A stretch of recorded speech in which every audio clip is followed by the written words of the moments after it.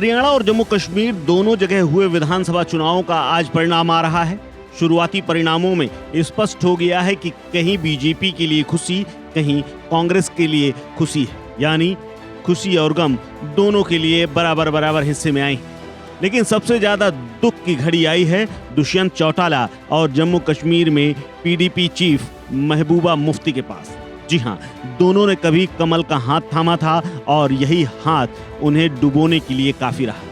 EVM में बंद किस्मत का पिटारा जैसे ही आज सुबह खुला, मतगणना जारी हुई, उसके बाद एग्जिट पोल के मुताबिक जो अनुमान था वैसा ही आना शुरू हुआ। हरियाणा में जेजेपी, जिसके मुखिया हैं दुष्यंत चौटाला, और जम्मू कश्मीर में पीडीपी की स्थिति बिल्कुल स्पष्ट हो गई है, क्योंकि दोनों कभी बीजेपी के साथ थे और आज दोनों डूब रहे हैं। दरअसल मतगणना के साथ ही जेजेपी का सुपड़ा धीरे धीरे साफ होता हुआ नजर आया। वहीं कुछ घंटे बीतने के बाद ही पीडीपी ने भी अपनी हार स्वीकार कर ली है। एक तरफ जहां हरियाणा में जेजेपी की स्थिति अच्छी नहीं है, वहीं जम्मू कश्मीर में पीडीपी की साख भी तेजी से गिरी है। दोनों राज्यों में इन क्षेत्रीय दलों ने अपने अपने स्तर पर बड़ा नुकसान उठाया है। दरअसल खास तौर पर दोनों पार्टियों को अपने पुरानी सहयोगी बीजेपी से गठबंधन करना कहीं न कहीं भारी पड़ गया और इसी का खामियाजा आज भुगतना पड़ रहा है।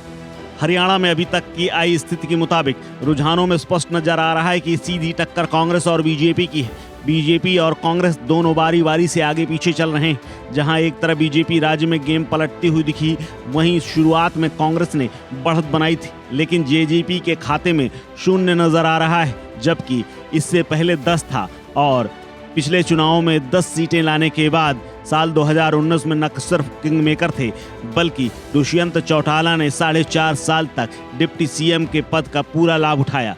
हरियाणा की 90 विधानसभा सीटों पर शनिवार को मतदान के बाद एग्जिट पोल के नतीजों में भी दुष्यंत चौटाला की पार्टी जेजेपी बिल्कुल साफ नजर आ रही थी, लेकिन अब परिणामों में भी स्थिति वैसी ही है।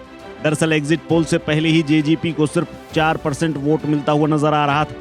उसे 0 से 1 या 2 सीटें मिलने की उम्मीद थी, लेकिन परिणाम आने के साथ ही उनके सारे किए धरे पर पानी फिर गया और बड़ा शून्य नजर आ रहा है। जबकि 2019 में जेजेपी ने 10 सीटें हासिल की थी और बीजेपी को सरकार बनाने में मदद की थी। हालांकि जेजेपी का अकेले चुनाव लड़ने का फैसला उसके लिए घाटे का सौदा साबित रहा।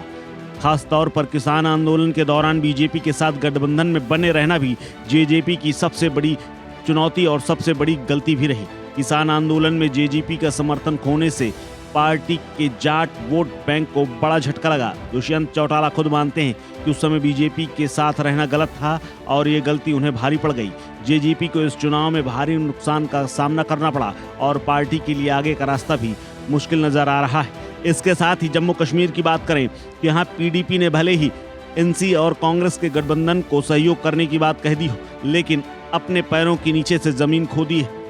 एक तरफ जहां एनसी को 48 सीटों के साथ बहुमत मिलता हुआ नजर आ रहा है, वहीं बीजेपी भी अच्छा परफॉर्मेंस करती हुई नजर आ रही है। लेकिन महबूबा मुफ्ती, जो कि अब से पहले मुख्यमंत्री हुआ करती थी, बीजेपी के साथ उन्होंने सरकार बनाई थी, लेकिन बीजेपी ने एक झटके में उनसे गठबंधन तोड़ते हुए सरकार गिरा दी थी। अब वही महबूबा मुफ्ती की पार्टी पीडीपी अपना वजूद बचाने के लिए जूझ रही है, जो कभी घाटी में मुख्य धारा की कश्मीरी वोट बैंक की प्रमुख पार्टी हुआ करती थी।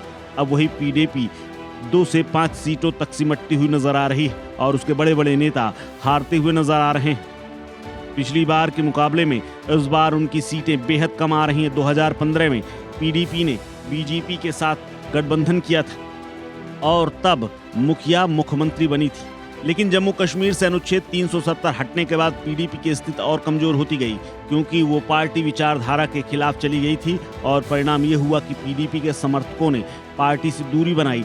अब पार्टी तीसरे नंबर पर पहुंचती हुई नजर आ रही है, या यूं कहें उससे भी नीचे चली जाए तो कोई बात नहीं होगी।